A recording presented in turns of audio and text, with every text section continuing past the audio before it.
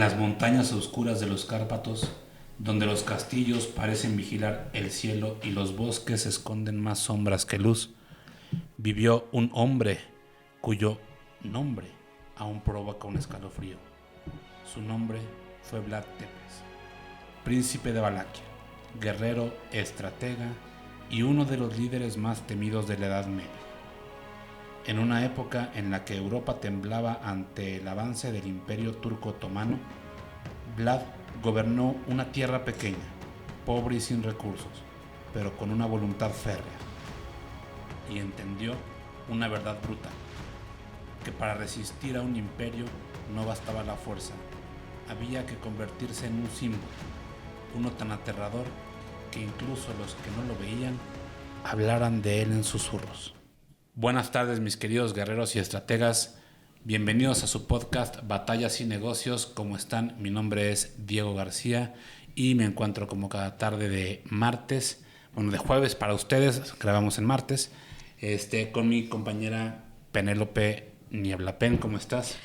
Pues saludándote, Diego, un gusto como siempre reunirnos aquí con el cafecito para una plática extraordinaria siempre, pero en este caso creo que es un personaje increíblemente, pues como lo dice la introducción, que pasan los siglos y su nombre resuena y a veces con más fuerza, ¿no? Es increíble lo que vamos a abordar ahorita. Todos han escuchado de él, a todos nos ha llegado a través de la novela, de diferentes puestas cinematográficas, pero hubo un personaje histórico y creo que los rebasa a todas las versiones y versiones que se han hecho sobre él. Totalmente. Y bueno, también se lo dedico el episodio a mi madre, Dalia, porque es su personaje favorito también. Sí, cuando yo la conocí traía colgado un dije de Vlad Tepes. De Vlad Tepes, así, ¿no? Así como Sor Juana trae su medallón, mi Es mamá correcto. así hacia su Vlad Tepes. Así es. Bueno, pues dando un poquito de continuidad con el podcast pasado que hablamos de la toma de Constantinopla, vamos a centrarnos más o menos en la misma época. Y el personaje de Vlad Tepes es un personaje que es el némesis, si lo podemos decir de alguna manera, de Mehmed II. Tiene rato que no damos recomendaciones, pero hoy me gustaría dar esta recomendación antes de empezar, porque luego se me olvida. Claro. Para todos aquellos que les guste las series y las películas que podemos recomendar aquí. Hay una serie en Netflix que se llama The Rise of the Ottoman Empire, que es el Imperio Otomano. No sé en español si se traduzca la subida, el ascenso del Imperio Otomano. Sí, y tiene temporada 1 y temporada 2. La temporada 1 muy centrada en Mehmed y la temporada caída. y Justiniani, que lo vimos el podcast pasado. También aparece, por supuesto, Constantino, y en la segunda temporada centradísimo en esta enemistad que tenían Vlad Tepes y Mehmed II, ¿no? O sea, sí, definitivamente. Creo que también hicimos nosotros nuestra primera parte aquí con la caída de Constantinopla. Vamos por la segunda, el ascenso y descenso de Vlad Tepes en este caso, ¿no? Ubicar más o menos Vlad Tepes y lo primero es desmitificar algunas de las cosas que mucha gente cree. Vlad es el personaje, efectivamente, como decíamos en la intro y como lo mencionaba Pena ahorita, en el cual se inspira Bram Stoker para escribir la novela de Drácula. Y por alguna extraña razón, él lo ubica en Transilvania. Entonces mucha gente que cree que es transilvano y no es transilvano, es valaco. Esa es la primera parte que hay que aclarar. Sí, ¿Qué es Valaquia? Vamos a Rumania, a la actual Rumania, y Rumania en esa época estaba dividido en 3 grandes principados, que era Valaquia, Transilvania y Moldavia. Moldavia sigue existiendo. Valaquia y Transilvania pues se hacen uno solo y se forma la actual Rumania. Es donde estaba esta zona del este de Europa, que como siempre les he dicho, fue el hogar de, yo creo que los mejores guerreros europeos de la Edad Media y las mejores caballerías. Siempre lo voy a decir. Las mejores caballerías de Europa eran las del Este. Sé que si hay algunos franceses por ahí me van a odiar porque los paladines franceses también fueron muy buenos, pero me quedo con el Este. Ok, y estamos hablando también en estos momentos de una gran artillería, ¿no? Que allí está cobrando pues una relevancia enorme. Y vamos a situarnos, precisamente nos vamos por, ¿qué te parece en orden cronológico? Ya nos situamos, son estos reinos, Transilvania, Valaquia, él era de Valaquia. ¿Dónde están situados? Pues bueno, tenemos que en ese momento el Imperio Otomano, como dijimos en la ocasión anterior, no venía ya del Oriente, sino también ya tenía parte de Occidente y como tal tenía ya Serbia, Bulgaria y Grecia. Entonces estaban rodeando también por esta parte de Occidente a Hungría y a Rumania, ¿no? Entonces estaban a dos fuegos. Todavía en ese momento, cuando nosotros estamos iniciando esta historia, estaba Constantinopla. Todavía no caía Constantinopla, estaba a punto de caer. Pero es correcto, estamos un poquito antes, acuérdense que estamos en los 1400, estamos en los últimos respiros de la Edad Media. Entonces, efectivamente, vámonos un poquito antes de la caída de Constantinopla. Ahí vamos, para más o menos situarnos qué era lo que estaba pasando y en qué terreno estamos. Sí, es un lugar lleno de bosques, de acantilados, Muy están oscuro, los Cárpatos, muy legendario. escarpados. Ahí también se le da el origen al hombre lobo. Entonces Sí, son muchas leyendas, Vamos a hablar ahí, de ¿no? estos, ¿no? También, porque también vamos a tocar a Matías Corvino dentro de esta historia que también es contemporáneo, ¿no? Y bueno, el padre de Vlad III, estamos hablando de Vlad II, su padre, siempre estuvo combatiendo en Transilvania. ¿Y a quiénes combatía? Pues al Imperio Otomano, estaba allí, ¿no? Y como quiera, estaba siempre viendo el trono de Valaquia, que en ese entonces lo tenía un primo suyo, Alejandro I Aldea, y dijo, no, pues este trono puede ser para mí. Y lo estaba esperando y es realmente hasta que el otro muere y de causas naturales. Entonces sube como príncipe. Fíjate, también otra de las cosas que tú dices. Hablan del conde, le bajaron un nivel porque le bajaron 2 niveles porque era príncipe, ¿no? Príncipe. En ese momento se llamaban voivodas. Los voivodas, que eran los voivodas, imagínense, los voivodas son como los lords en Inglaterra, como los dones aquí en México en la época de la Nueva España. O sea, era el título nobiliario de los grandes señores de toda la zona de las grandes principados que eran Moldavia, Valaquia. En Hungría también se les llamaba voivodas. O sea, era el este de Europa, ¿no? Y era el equivalente a príncipe. Sí.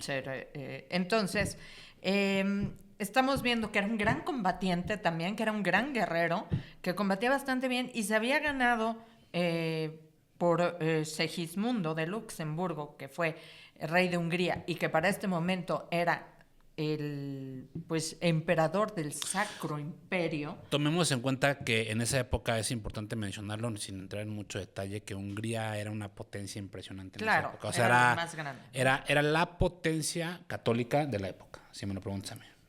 O sea, eran los campeones del catolicismo. Totalmente.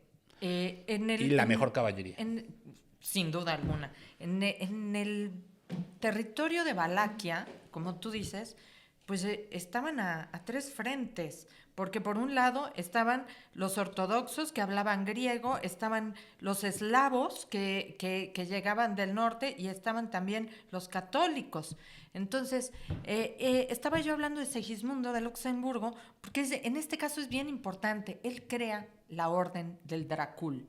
La Orden de Dracul estaba dirigida y su objetivo era a contener al Islam y a defender el cristianismo. Tenía un reglamento y solamente estaban dentro de esta orden 24 notables y príncipes. Entre ellos nombra a Vlad II, el padre del personaje que nos ocupa, y por lo tanto se vuelve Vlad Dracul. y sus hijos, en este caso, Vlad Tercero III, y Radu. es Vlad Draculea, o sea, Hijo hijo de del dragón. Drácula.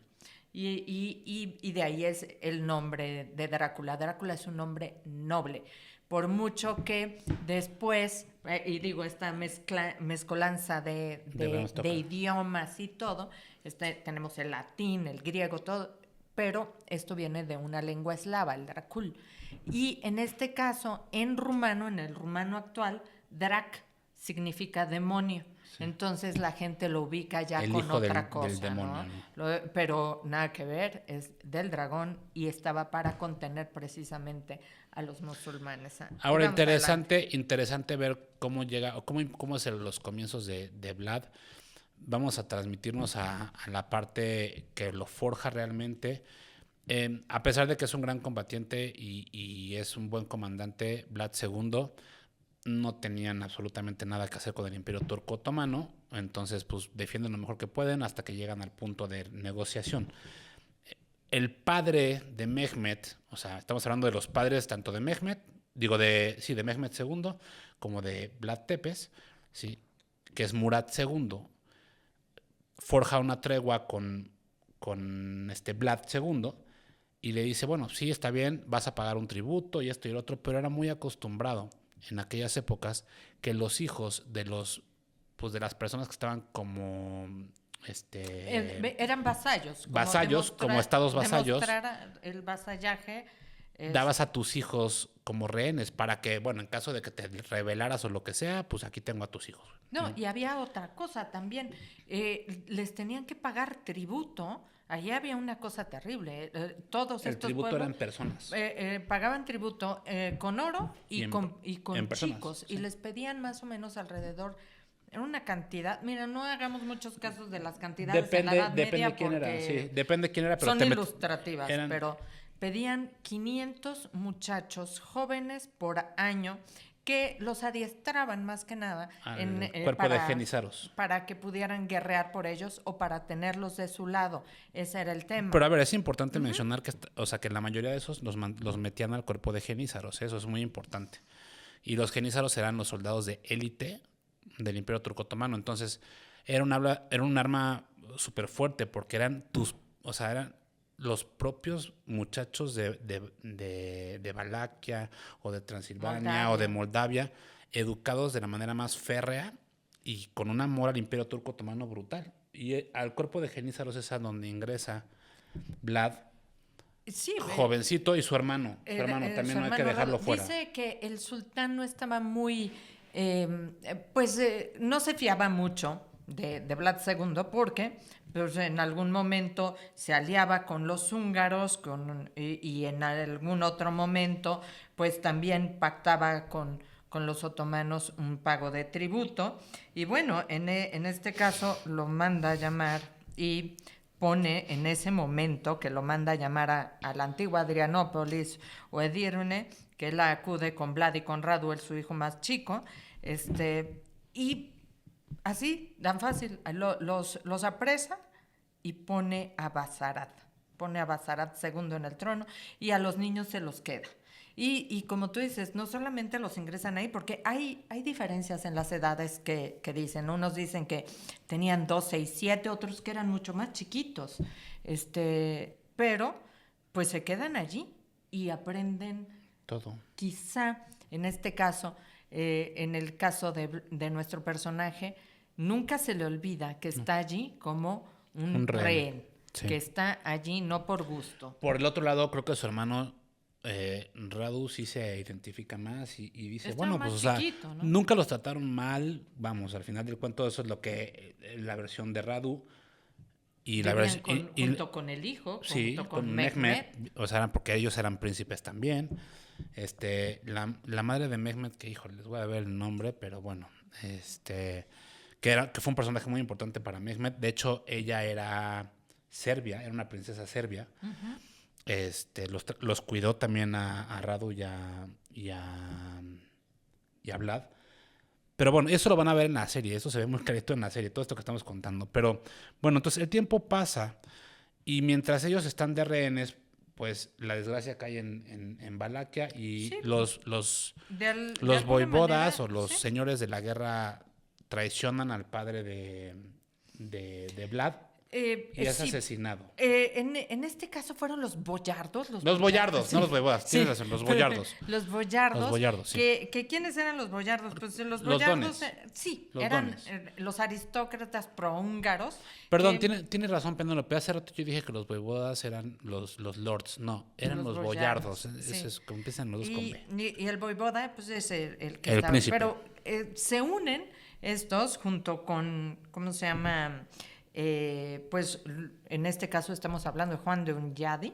Y los boyardos dicen, pues fíjate que vamos a deponer a porque pues nos está cobrando impuestos, está jugando para los dos bandos, ¿no? Y así le hacía Dracul Vlad II, porque obviamente necesitaba mantenerse en el trono de alguna manera, y así incluso jugó con. Podían haber muerto los niños allá, pero no los mataban por cuestiones más oscuras, porque los tenían de su lado. En este caso, pues son los boyardos los que matan a Mehmed y dicen que a Mircea No, a Mehmed no, a Vlad. a Vlad II y a su hijo Mircea, y Lo entierran vivo. a él lo entierran torturan vivo. Dicen es que lo a los dos los ciegan con hierros candentes. Sí, sí, algo tremendo. Pero a Mircea lo entierran vivo, ¿no? Entonces, ese es el momento en que dispone el sultán soltar a Vlad para que recupere. Para que recupere el trono, Y pero tener a estando alguien de su lado, claro. Por supuesto. Y no solo lo suelta, o sea, lo suelta con una fuerza de lo suficiente como para retomar el trono de Valaquia, cosa que por supuesto que Vlad logra. Ahora, interesantísimo lo que hace, y aquí empieza la leyenda, para mi gusto, Ajá, Vlad Tepes, y el pelado tenía hielo en la sangre. Es un pelado que a mí también me gusta muchísimo, honestamente. Porque hay que entenderlo desde por qué se forjó, es lo que vamos a intentar hacer hoy. Tardó 8 años en eso. Ahí llegó y tenía 16, 17 años apenas. Cuando quiere hacerse del trono y es por ahí y de lo los reclama. 23, 24 que lo reclama. Sí, y le dice Juan de Oñate, pues sí, cómo no, señor, pero pone como voivoda nada más que a Vladislao II, ¿no? Entonces, esto de llegar, reclamar el trono y estar allí, la verdad es que es muy, muy poco tiempo. Vladislao II dicen que fue el que mató a su padre y a su hermano, entonces el otro le tiene un gran rencor, pero se tiene que ir y va por diferentes partes, ¿no? Está solo unos meses, pero va por diferentes lugares, conoce Moldavia, va para Transilvania, y una vez que está en Hungría, de regreso sucede una cosa tremenda.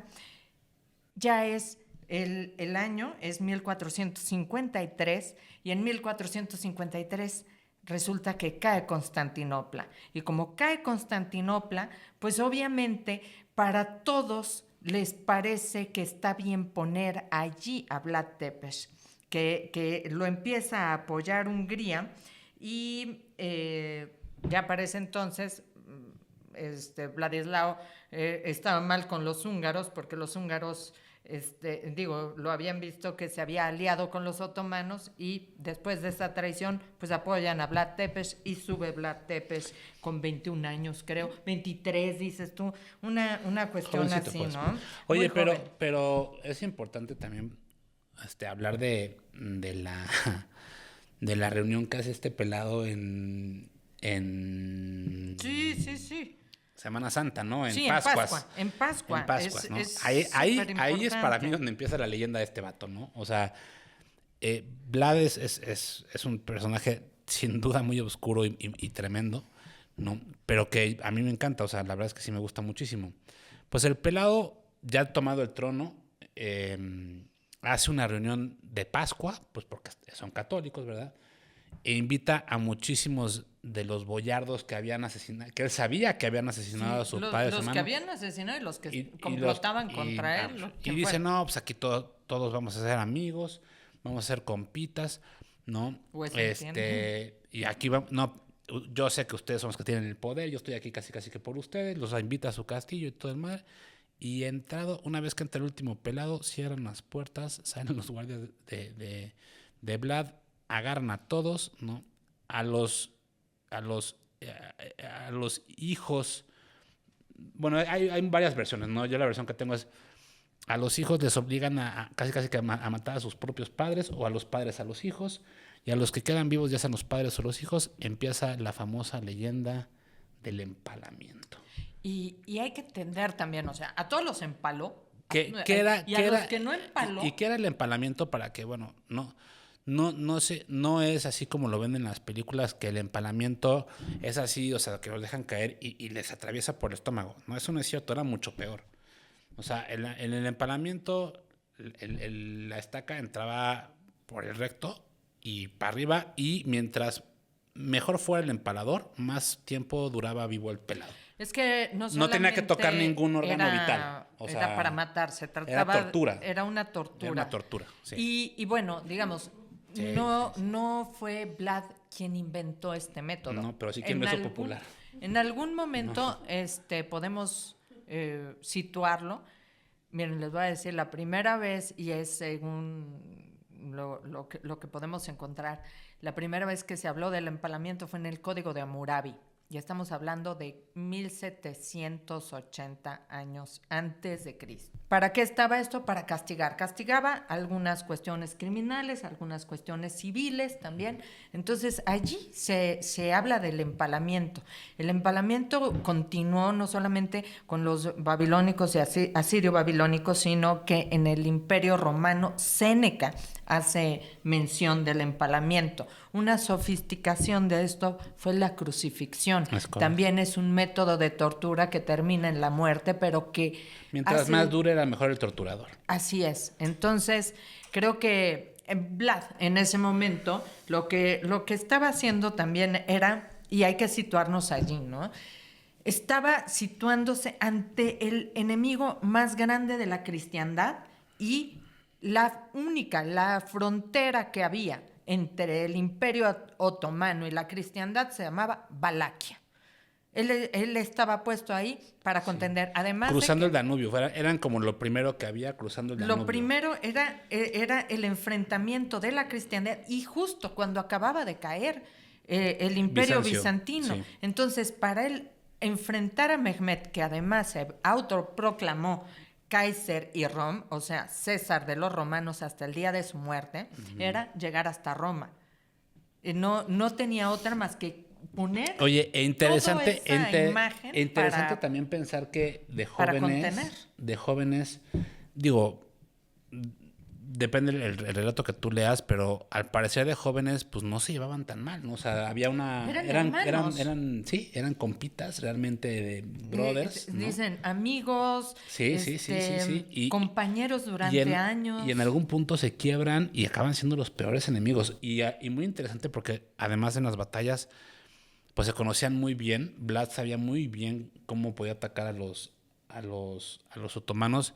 Y la realidad es que Vlad defiende Europa pues con un ejército muy, muy reducido. Artillería fuerte, sí, son buenos los de Europa del Este para artillería, pues como lo vimos en el podcast pasado, los artilleros otomanos, que después se volvieron muy famosos, realmente inicialmente eran húngaros, ¿no? Entonces, cuando estamos hablando de Orbán,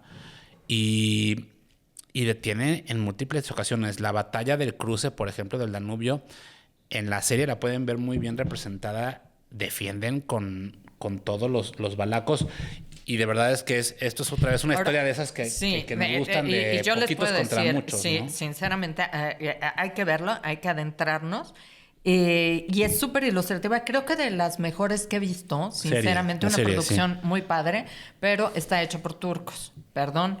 Está, si quieren ver, y realmente le dan a nuestro personaje. Yo creo que sí le dan un peso fuerte. Sí le dan un peso, Porque Sí. es un héroe y Sí. es un héroe nacional y, Sí. y tiene ese peso. Oye, Pero y también tiene su vemos parte. muy, ¿cómo se llama? Siempre a Mehmet en carácter, siempre disculpando, siempre dando una oportunidad, siendo el más justo. No y creo de que haya sido repente así. vemos a Hablar bien maldito. Sí, y Bueno, creo pero que- también tiene que su sí, parte. Pero tiene hay su que verlo parte. desde dónde viene la fuente. Aún en ¿no? esa serie, fíjate, y en las películas que podemos ver del tema, también tiene su parte humana. ¿Y sabes dónde la vi yo reflejada mucho en la serie Pen? En la esposa.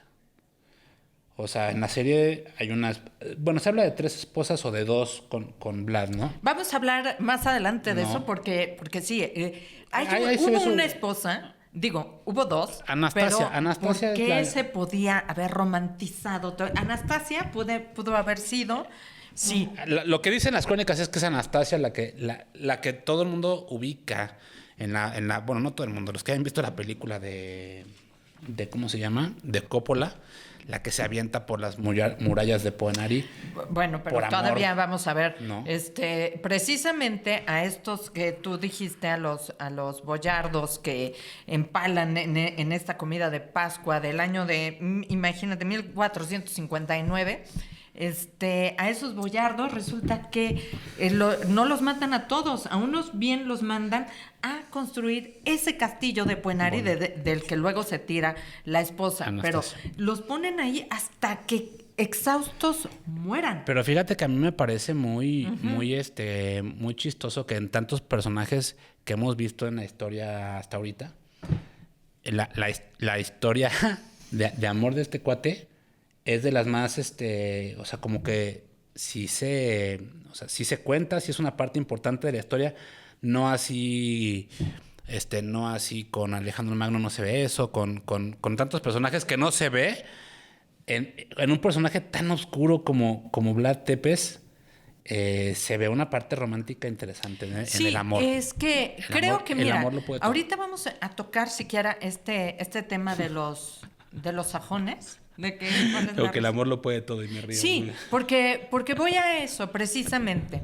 Es un tema bien, bien, bien importante. Cuando estamos hablando de por qué agarró esa fama, estamos viendo lo que hizo ahí y estamos entendiendo que para poner una barrera no nada más física, sino de terror, con un muy pequeño ejército, que estamos hablando de menos de 30,000 y muchas veces estando solo, había que hacer algo que fuera muy emblemático para que adentro y afuera se hablara y se tuviera una le tuvieran contención miedo. y un miedo. ¿Quiénes no le tienen miedo? Pues de repente los sajones, que eran una clase privilegiada que se había asentado en Transilvania y que habían dado mucha prosperidad a esa zona, como mercaderes, pues se negaban a pagar impuestos y demás. ¿Qué hace Vlad? Pues Vlad empieza a arrasar estas zonas. Estamos hablando de ciudades como Sibiu, como Brasov, y dicen que empala alrededor de 30,000 sajones. Entonces, pues obviamente causa el terror y además le prende fuego a Brasov. A la ciudad. Y entonces tú dices, híjole, bueno, aquí ya hay las cosas no son tan fáciles.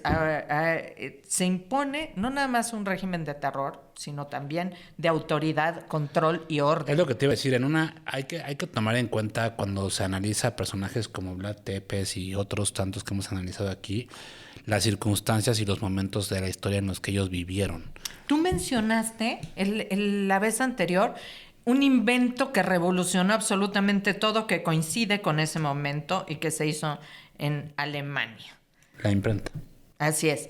Y como tal, los sajones vieron allí, los sajones alemanes, obviamente, vieron allí la oportunidad de crear infinidad durante ese momento de ¿cómo se llama? Pasquines en donde ponían a Vlad Tepes como lo peor, o sea, hablaban el más sanguinario, el más criminal, el más violento, porque pues a ellos los había sacado de allí. Pero irónicamente fue una época de muchísima paz para los propios valacos. O sea, ya no había crimen, el crimen bajó brutalmente. Es que también hay otra anécdota de lo más terrible que cruza la leyenda. Se dice que Vlad Tepes también estaba en contra de que se mendicara y de los gitanos. Y entonces también los invita a una cena en donde les sirve un banquete y entonces les pregunta, ¿no? Así de, ¿queréis no tener ninguna preocupación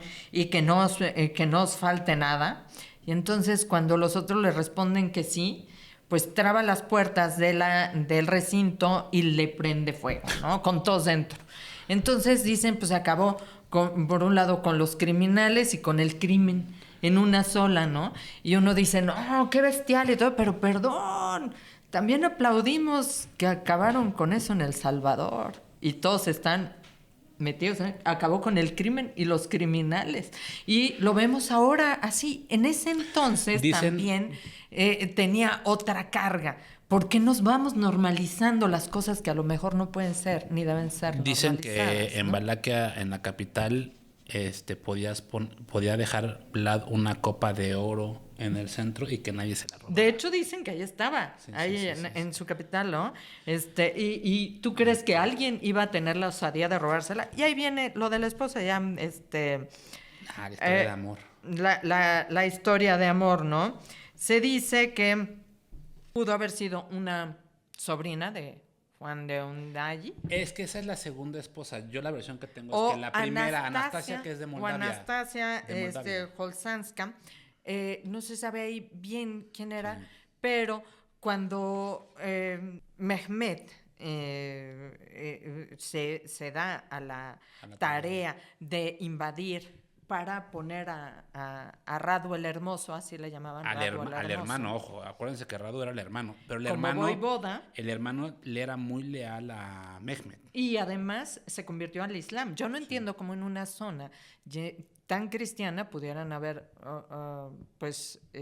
tenido un voivoda islámico, pero sí se dio, ¿no? Entonces, cuando entra ahí y va tras Vlad, pues suceden una serie de cosas. Hay varias batallas y todas son una especie de guerra de guerrillas, ¿no? Sí. O sea, tenía tan poca gente que hacía ataques relámpagos a la gente de las caravanas. Sí.